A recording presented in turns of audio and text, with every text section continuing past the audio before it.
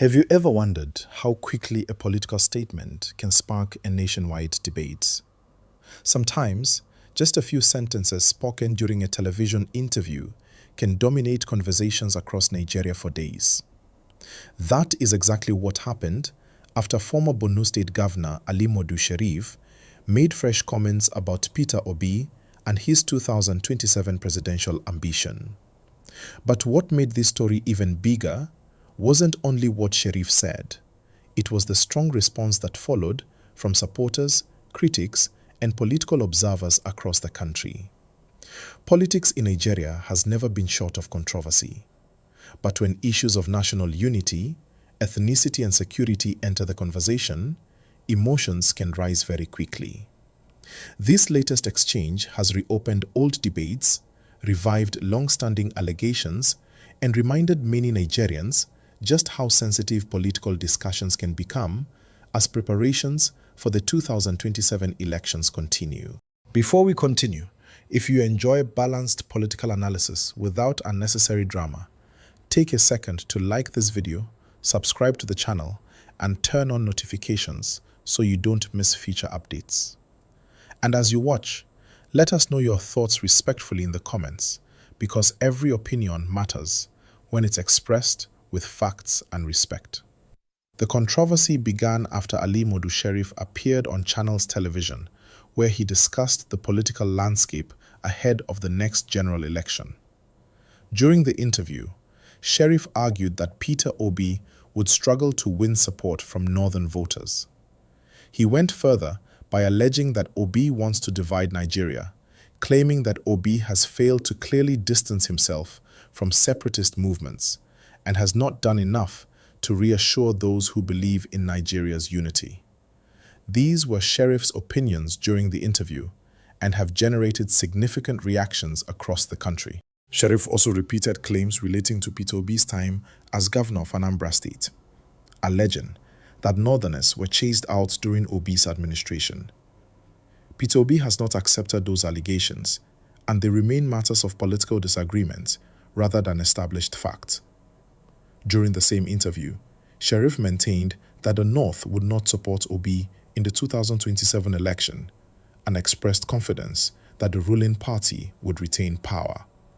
As expected, those remarks immediately spread across social media. Supporters of Peter Obi strongly rejected Sheriff's comments, while others defended Sheriff's right to express his political opinion.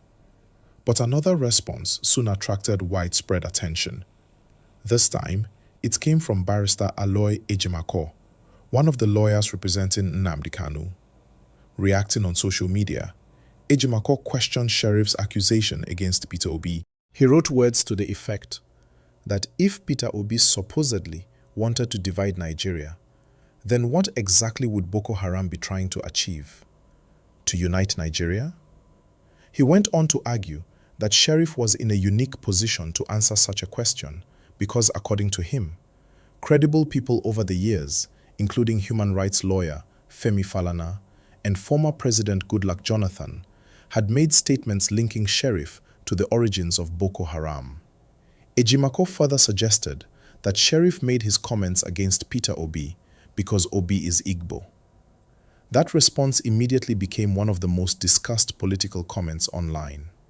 Thousands of people shared it, some agreeing with Ejimakor, while others strongly disagreed. But there is an important distinction that should not be ignored. For many years, Ali Modu Sheriff has faced allegations from different individuals, suggesting that he had links to the early development of Boko Haram. Those allegations became widely known around 2014 after comments by Australian negotiator Stephen Davis, and were echoed by some public figures, including Femi Falana.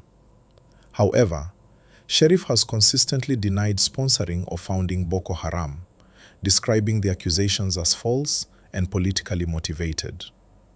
No court has convicted him of founding or sponsoring the group. The allegations therefore remain disputed and should not be presented as established fact. This distinction is extremely important because political debates often blur the line between allegation and proof. In democratic societies, public figures may accuse one another of serious wrongdoing, But accusations alone are not the same as legal findings. That principle applies regardless of which political side someone supports. The renewed exchange also highlights how Nigeria's political discussions often become intertwined with questions of ethnicity. Ejimakor argued that Sheriff targeted Peter Obi because he is Igbo. That is Ejimakor's opinion.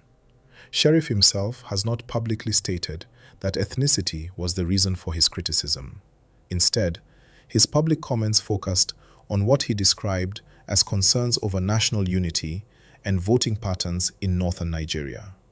Whether people agree with that explanation or not is a matter of political interpretation rather than an established fact. One reason this conversation has attracted so much attention is because national unity remains one of the most sensitive political issues in Nigeria. The country is home to hundreds of ethnic groups and multiple religious communities. Any suggestion that a major presidential candidate wants to divide the country is naturally going to generate strong emotions.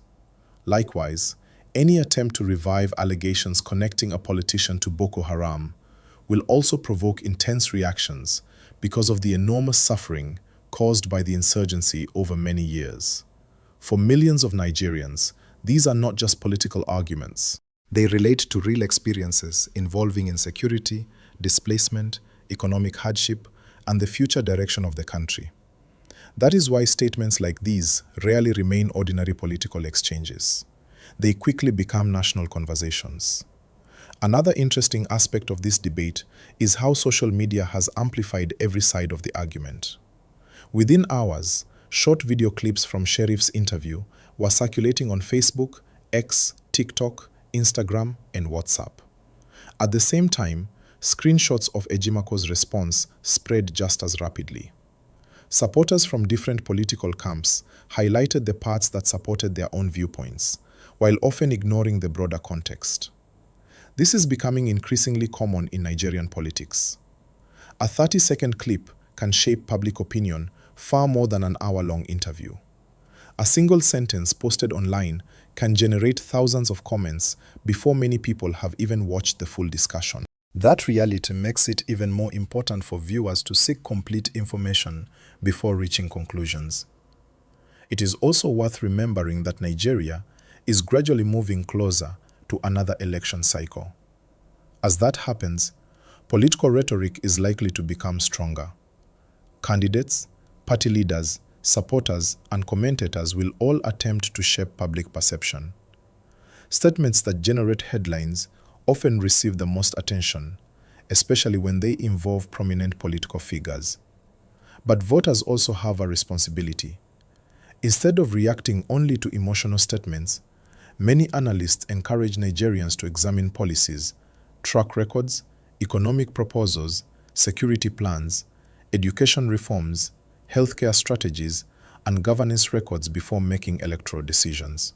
If you're finding this analysis helpful, don't forget to like the video, subscribe if you're new, and share it with friends who want balanced political discussions based on facts rather than rumors. Your support helps us continue bringing you informed coverage of important national issues, and would also love to hear your respectful opinion in the comments below.